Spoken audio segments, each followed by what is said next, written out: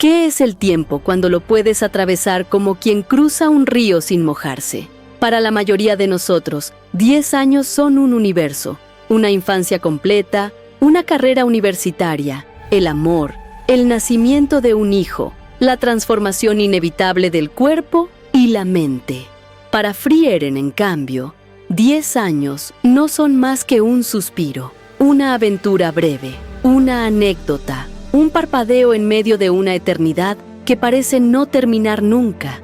Y ahí empieza la pregunta que atraviesa toda su historia. ¿Cómo se mide el valor de la vida cuando tu existencia desborda la de todos los demás? Porque Frieren no es inmortal, pero lo parece. Vive tan lentamente que los cambios de los demás se le escapan, como si fueran hojas cayendo en un bosque que ella cruza a paso firme. Sus compañeros envejecen, se cansan, mueren. Ella, en cambio, se mantiene joven, inmutable, aparentemente serena, pero esa serenidad esconde algo más profundo. La incapacidad de comprender qué significa realmente el paso del tiempo cuando no lo sientes de la misma forma que los demás. Lo fascinante de Suzu no Frieren es que no se trata de una historia sobre grandes batallas, ni sobre la gloria de haber vencido al rey demonio. La aventura verdadera comienza después, cuando todo ha terminado. Es ahí, en la aparente calma, donde Frieren enfrenta el mayor enemigo de su vida, la fugacidad del tiempo humano y la culpa de no haber sabido apreciarlo. Y esto nos toca a todos. ¿Cuántas veces hemos creído que algo duraría para siempre? ¿Cuántas veces hemos pospuesto un abrazo, una palabra, una visita, pensando que habría más tiempo, hasta que ya no lo hubo? La historia de Frieren es un espejo cruel, porque nos recuerda que incluso si viviéramos 1000 años, seguiríamos cargando con el mismo dilema. Lo único verdaderamente irrecuperable es el instante que dejamos pasar. La aventura contra el rey demonio duró 10 años. Para los otros héroes, una década de batallas, caminatas interminables, heridas, frío y cansancio. Pero para Frieren, no fue más que un viaje corto, un desvío en medio de su eternidad. Esa diferencia queda clara desde la primera escena. Mientras Himmel, Heiter y Eisen recuerdan con nostalgia cada detalle de la travesía, ella lo resume con indiferencia, casi con ligereza. Solo fueron 10 años. ¿Solo? 10 años que para los demás eran todo. 10 años que para Himmel fueron el recuerdo más luminoso de su vida. Y para Frieren, apenas una línea más en un mapa que seguirá extendiéndose por siglos. Aquí se revela el primer conflicto psicológico de Frieren, la desconexión entre su percepción del tiempo y la de los demás. No es que no sienta nada, sino que su escala vital es tan distinta que lo humano le resulta diminuto, efímero, casi invisible. Cuando ve a sus compañeros envejecer, al principio ni siquiera lo nota. Himmel se encoge, pierde la juventud, se inclina bajo el peso de los años. Y ella, sorprendida, se pregunta cómo es posible que haya cambiado tanto en tan poco. Para Frieren, 50 años pasan en lo que dura una caminata. Para Himmel, son toda una vejez. La psicología nos dice que la forma en que percibimos el tiempo define nuestras prioridades. Quien se siente atado al presente busca la gratificación inmediata. Quien piensa en el futuro se organiza, planifica, se estresa. Y quien se queda en el pasado carga nostalgias y arrepentimientos.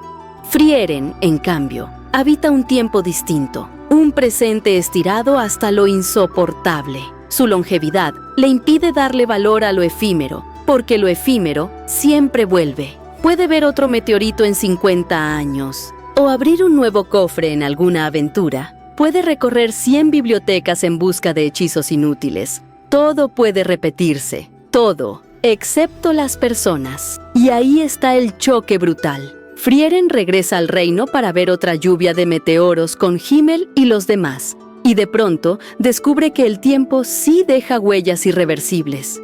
Himmel ya no es el héroe joven y gallardo. Heiter, el sacerdote bromista, se vuelve más serio, consciente de su final. Eisen, el guerrero imbatible, que aunque es longevo al ser un enano, confiesa que ya no puede blandir su hacha como antes. Frieren, en cambio, no ha cambiado nada, y esa asimetría es devastadora. Cuando Himmel muere, la grieta se abre de golpe. Durante el funeral, Frieren escucha a la gente murmurar: «Ella no debe de estar triste, apenas lo conocía». Y en ese instante, la verdad la golpea. No se permitió conocerlo de verdad.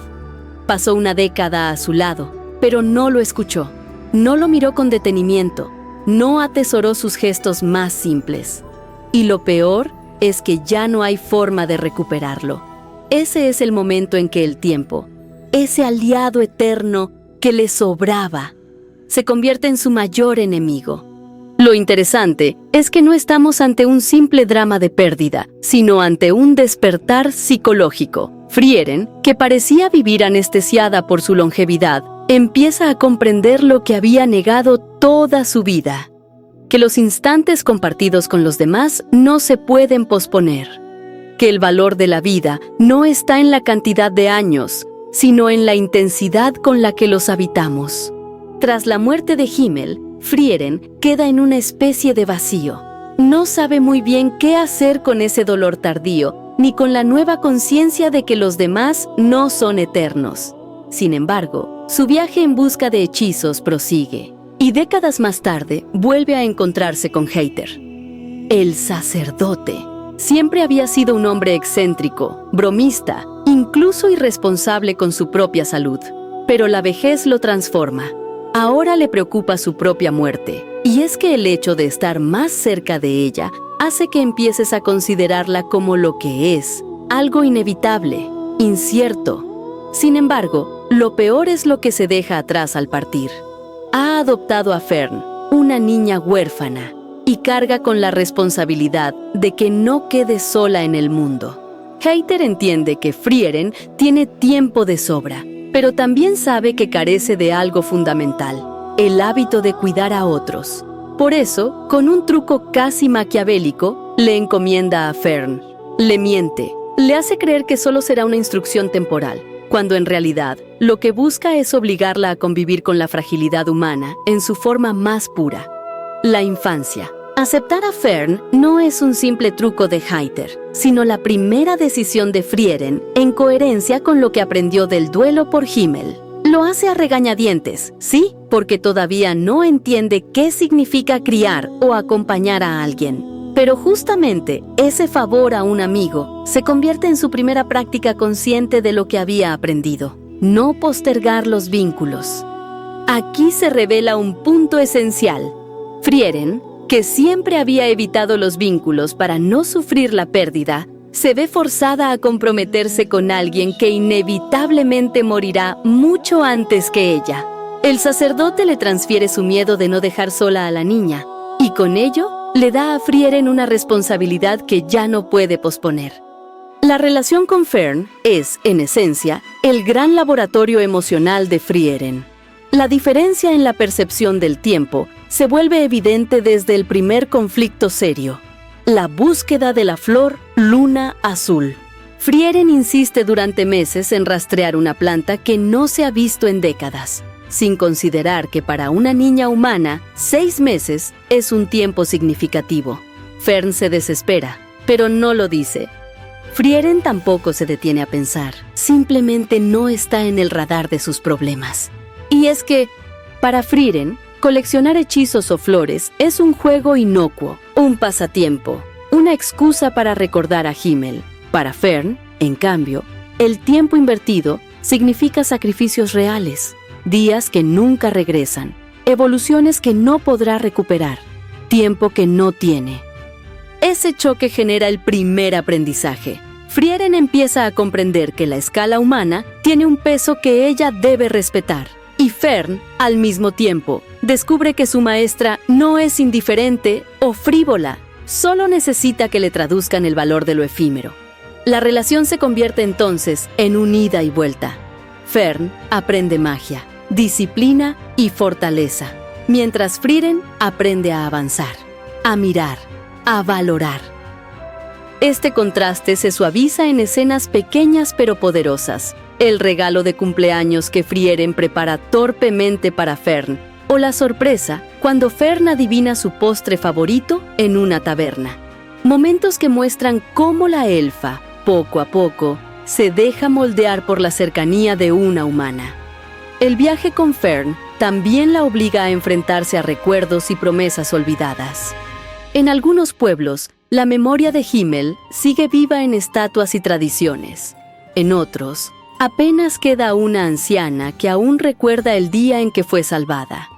Frieren observa con cierto desconcierto cómo el tiempo borra la memoria colectiva y se da cuenta de que si ella misma no cultiva esos recuerdos, terminarán perdiéndose. La batalla contra el mago Qual es un ejemplo perfecto de esta idea. Décadas atrás, había sido invencible, un monstruo que solo pudo ser sellado. Pero el tiempo, aliado de la humanidad, convirtió lo imposible en rutina. Su magia devastadora había quedado obsoleta con el paso de las décadas. Ahora existían conjuros básicos, capaces de detenerla y abrir la puerta al contraataque. Frieren lo derrota usando la misma técnica que antes había sido un muro infranqueable. Y en ese triunfo, no solo hay victoria, hay comprensión. El tiempo destruye, pero también cura, transforma y enseña. Cada encuentro con el pasado funciona como un espejo. Lo que para ella fueron aventuras efímeras, para otros fueron leyendas que definieron vidas enteras. Himmel, sin que ella lo notara, había dedicado años a volver a esos pueblos, a reforzar la fe en que Frieren regresaría cuando fuera necesario. Descubrirlo la sacude. Comprende que el héroe que tanto minimizó había visto más allá de su aparente indiferencia. Él creyó en ella incluso cuando ella no creía en nada. Y así, la elfa que solía huir de los vínculos empieza a transformarse. Frieren decide ver un amanecer. No porque de pronto le guste madrugar, sino para experimentar lo que Himmel alguna vez le quiso transmitir. Y sobre todo, porque tiempo atrás le había rechazado la propuesta de verlo con él. La primera vez fracasa. Intenta quedarse despierta y se queda dormida. Fern la despierta y ahí ocurre lo importante. Frieren descubre que el amanecer en sí no es gran cosa. Lo que lo vuelve valioso es con quién lo compartes. El gesto de Fern, sonreír a su lado, sostenerla en ese instante, resignifica la escena. La elfa, que durante siglos pensó que siempre habrá otro amanecer, entiende que no habrá otro igual a ese. El tiempo no es repetición, es memoria conjunta. La transformación de Frieren no ocurre en grandes golpes, ocurre en migajas de atención, un hechizo para limpiar el óxido de una estatua y mantener viva la memoria de un héroe en un pueblo que ya lo olvidaba. Un encantamiento inútil para ajustar el sabor de unas uvas al gusto de Aizen, el pudín que Fern adivina sin preguntar. Son gestos minúsculos que, para una elfa casi eterna, empiezan a pesar más que 100 años de viajes. Aprender a notar es aprender a querer. El cariño se codifica en micro rituales que convierten el presente en recuerdo compartido. Y sí, también están las torpezas. Frieren con el cabello hecho un desastre, mirando un puesto de accesorios como si acabara de descubrir que existe la palabra detalle. No es frivolidad, es alfabetización emocional a destiempo. La longevidad había atrofiado su urgencia por conocer al otro. Ahora, cada pequeño gesto funciona como terapia de exposición a lo efímero. Con Stark entra el tercer vértice que Frieren necesitaba para completar su reeducación emocional. Stark es fuerza con miedo, valentía en práctica. Fern es disciplina con sensibilidad. Entre ambos, fabrican un entorno en el que Frieren puede observar la adolescencia humana sin cinismo. Celos pequeños, pullas cómicas, cuidados discretos, orgullos que se hieren y se piden perdón. Para Stark, la presencia de Fern lo organiza, lo empuja a sostenerse, a no huir del combate ni de sí mismo. Para Fern, Stark es el recordatorio de que la fortaleza no niega la fragilidad. Y para Frieren, la pareja funciona como acelerador empático. Verla a ella cuidarlo, verlo a él exponerse por el grupo, la obligan a sopesar que los años humanos no se miden en cantidad, sino en la velocidad con que se forman los lazos. Lo que ella tardaría décadas en aprender, con ellos lo aprende en un tramo de ruta. Entre bromas torpes y peleas ensayadas, Stark y Fern le construyen a Frieren un presente con forma de hogar. Rutinas pequeñas, turnos de guardia, comidas compartidas, silencios que ya no pesan. Ese ahora, con nombre propio, la acostumbra a mirar el reloj de los humanos. Entiende que cuidar es decidir cómo gastar los días del otro. Y justo cuando ese aprendizaje cuaja, aparece la deuda más antigua. Si ya puede sostener el tiempo de su familia, elegida, quizá también esté lista para sostener el pasado que evitó. Las migas que dejó Flame, un libro abierto que marca la ruta hacia las almas, dejan de ser un misterio arqueológico y se vuelven necesidad, la puerta correcta para hablar por fin con Himmel. Flame, la maestra de Frieren, parece que anticipa que su alumna algún día querrá corregir el error de no haber conocido de verdad a alguien. Por eso le deja pistas muy concretas. Un libro abierto en la página exacta, con el método para hallar el lugar donde reposan las almas. Y un hito físico, el árbol que plantaron juntas, que actúa como recordatorio y ancla emocional. No es solo un mapa mágico, es un ritual guiado. Volver al árbol, encontrar el libro, seguir las instrucciones. Flame, en el fondo, le prepara un protocolo de duelo para cuando por fin esté lista. Para ella, no es revivir al muerto, es reordenar el tiempo. Hasta ese momento, Frieren vive atrapada entre dos fallos.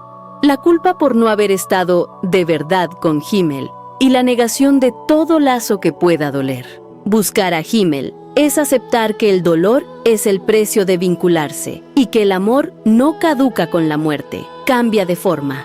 Esa conversación es su forma de transformar el vínculo externo, el compañero que ya no está, en un vínculo interno, una presencia integrada, sin deuda pendiente. En términos psicológicos, es el paso del duelo congelado al duelo elaborado. Además, decirle a Himmel lo que siente en voz alta, así sea en el más allá, tiene un doble sentido. Honra el lenguaje de los humanos, que ella había subestimado por caduco, y recalibra su reloj. Ya no habla desde la soberbia de quien tiene siglos, sino desde la consideración por el tiempo ajeno. Por eso, justo antes de emprender la ruta, Frieren se preocupa por no alargar el viaje por Fern. Su manera de amar ahora incluye administrar bien el tiempo del otro. Cuando vemos a Frieren, lo primero que notamos es que su problema nunca fue la maldad ni la indiferencia. Su verdadero conflicto es la distancia emocional que construyó como defensa. Cuando vives siglos, aprender a querer parece un riesgo innecesario. Todo el que se acerque morirá, y tú seguirás igual. La mejor estrategia, entonces, es no apegarse demasiado. Pero el encuentro con Himmel y su muerte rompen ese mecanismo. De golpe aparece la culpa diferida, darse cuenta demasiado tarde de que lo que evitaste sentir era precisamente lo que daba sentido a todo.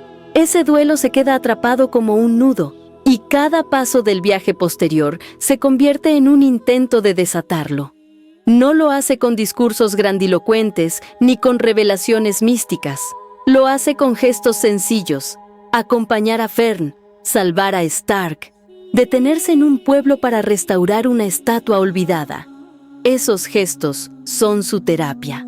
La historia de Frieren no nos habla de hechizos imposibles, ni de batallas épicas. Nos habla de nosotros mismos.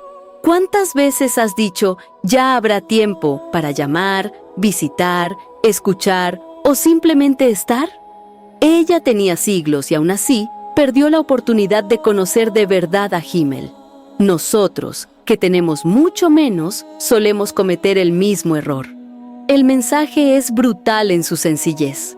No es la duración de la vida lo que la vuelve valiosa, sino la intensidad con que compartimos lo pequeño. Frieren descubre que esas migajas son lo que sostiene a los humanos frente al abismo del tiempo, y que incluso para alguien casi eterna, son lo único que vale la pena guardar. Frieren nos enseña que vivir siglos no garantiza comprender la vida, que la eternidad sin vínculos es solo vacío, que 10 años con alguien amado pueden ser en realidad toda una vida condensada, y que aunque duela, vale la pena decirlo, compartirlo, arriesgarse a perder, porque lo único peor que el dolor de la despedida es la culpa de no haber estado. Y aquí la invitación: piensa en tu propio Himmel, esa persona a la que tal vez nunca le dijiste lo que realmente sentías, o a la que siempre pospusiste porque había tiempo. La pregunta es, ¿quieres darte cuenta ahora o quieres cargar con ese nudo cuando ya sea tarde? Entonces te lo dejo a ti. Si mañana fuera tu última oportunidad de compartir un amanecer, ¿con quién lo querrías ver? Muchas gracias por ver el video. De verdad espero que te haya gustado este análisis. Si te quedaste con ganas de más, por aquí te estaré dejando otros análisis que seguro te van a interesar. Y si quieres apoyar el canal, no olvides suscribirte, dejar tu like y compartirlo. Nos vemos en el próximo video.